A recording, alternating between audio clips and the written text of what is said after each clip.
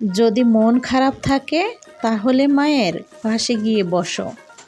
যদি অস্থির লাগে মায়ের আঁচলে মুখখানি মোছো। যদি ভয় পাও মাকে সব খুলে বলো। মায়ের কাছে কিছু গোপন করো না। সারা জীবন ভালো থাকতে চাও তাহলে মায়ের সেবা করে যাও। প্রিয় দর্শক, আসসালামু আলাইকুম। আমি ফাতেমা বলছি নারায়ণগঞ্জ থেকে।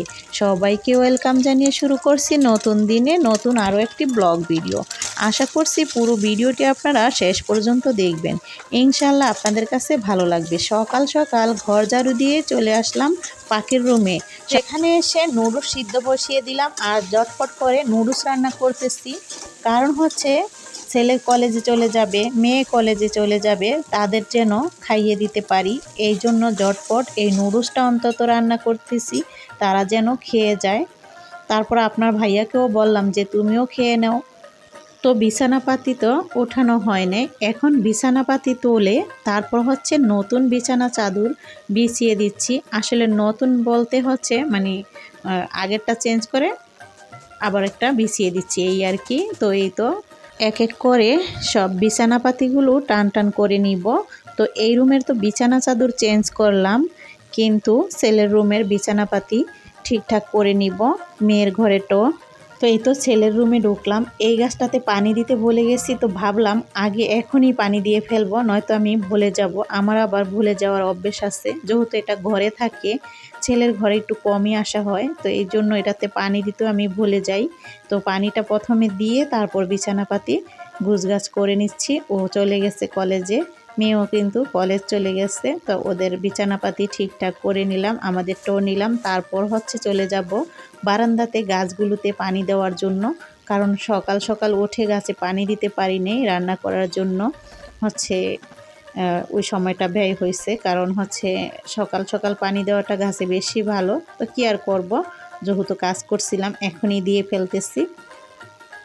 আর এখন কি দিয়ে যে সকাল হয়ে যায়, ফজরের নামাজ পড়ে শুইলেই কিন্তু সময়ই থাকে না।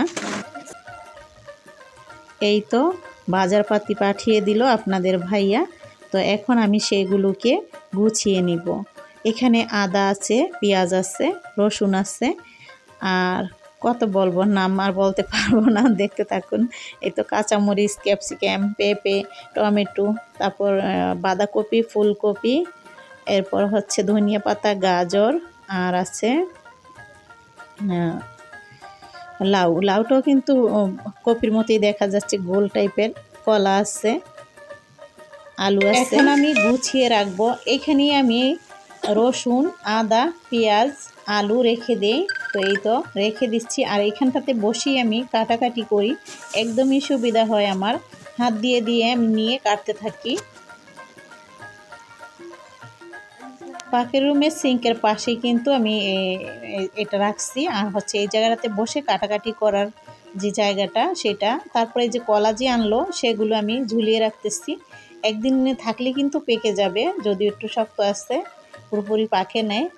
আর এখানে আমি সবজি রান্না করব, তো এই জন্য হচ্ছে দিয়ে দিলাম কিছুটা পানি, তারপর আদা রসুন বাটা, তারপর দিলাম মরিচের গুঁড়া, হলুদের গুঁড়া, তেজপাতা, পেঁয়াজ কুচানো, তারপর দিব কাঁচা মরিচ। এই দিয়ে হচ্ছে এভাবে বলক তুলে নিয়ে তারপর হচ্ছে যে কেটে রাখা সবজিগুলো এখানে দিয়ে দিচ্ছি। সিম আছে, আলু আছে, ফুলকপি আছে, লাউ আছে। এই দিয়ে হচ্ছে শীতের সবজি দিয়ে কিন্তু সবজি বা নিরামিষ যেটাই বলেন না কেন রান্না করলে কিন্তু খেতে অনেক ভালো, আর হচ্ছে এটা স্বাস্থ্যের জন্য অনেকটা ভালো। এইভাবে রান্না করে প্রতিদিন খেলে তো স্বাস্থ্য ভালো থাকে। আর এই পাশে হচ্ছে সাগরের যে মাছ, জানি না এখানে অনেক পদের মাছই আছে, তো সেই মাছগুলো হচ্ছে কেউই খাবে না, শুধু আপনার ভাইয়া আর আমিই খাবো।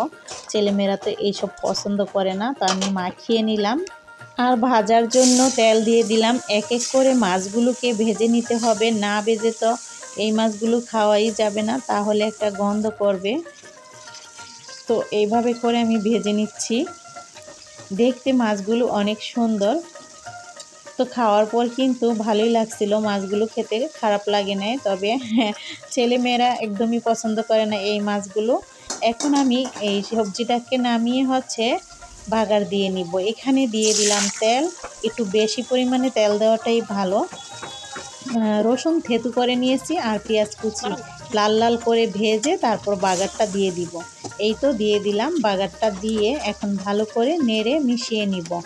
এই সবজিগুলো আস্তে আস্তে থাকলে খেতে ভালো লাগবে, একদম গলিয়ে ফেললে খেতে ভালো লাগবে না। দিয়ে দিলাম অনেকগুলো ধনিয়া পাতা, এতে বেশি করে ধনিয়া পাতা দিলে খেতে ভালো লাগে।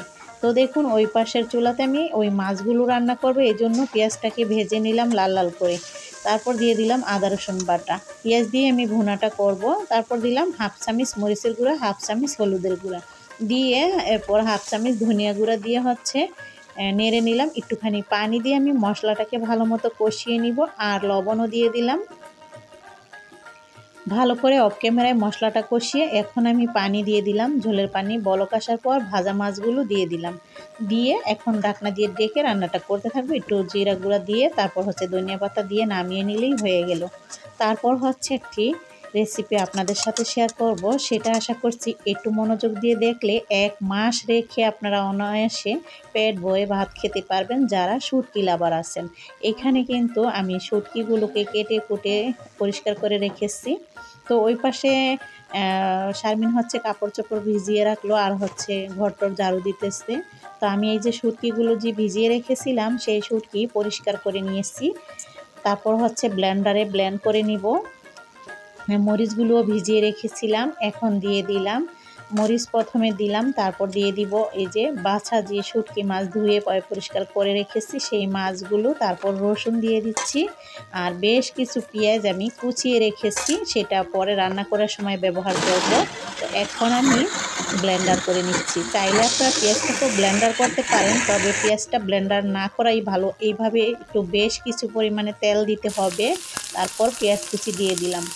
তারপর এই যে স্বাদ মতো লবণ দিয়ে দিচ্ছি, এটা পরিমাণ বুঝে আর কি লবণটা দিতে হবে। তারপর দেখুন আমি পেঁয়াজটাকে ব্রাউন কালার করে ফেলেছি। এখন দিয়ে দিব ওই যে ব্লেন্ডার করা শুটকি, রসুন শুটকি মরিচ একসাথে ব্লেন্ডার করে নিয়েছি, সেই মিশ্রণটা ঢেলে দিয়ে ভালো করে ভাজতে থাকবো।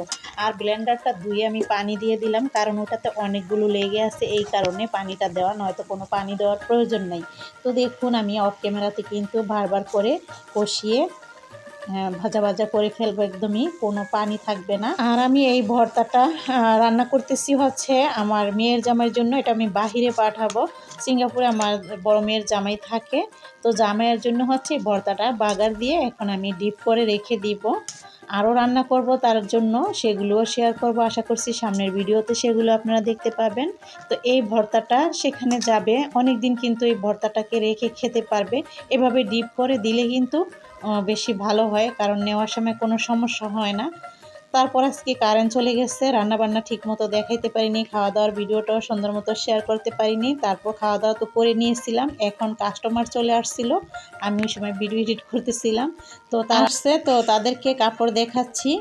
তো এখান থেকে 3টা 3 পিস বিক্রি হয়েছে, আমি ওই যে সাইড করে রাখতেছি। 3টা না 4টা 3 পিস আলাদা করে রাখলাম, 2 জন নিয়েছে। আশা করছি আজকের ভিডিওটি আপনাদের কাছে ভালো লাগছে। এখানেই শেষ করছি, সবাই সুস্থ থাকবেন, আল্লাহ হাফেজ।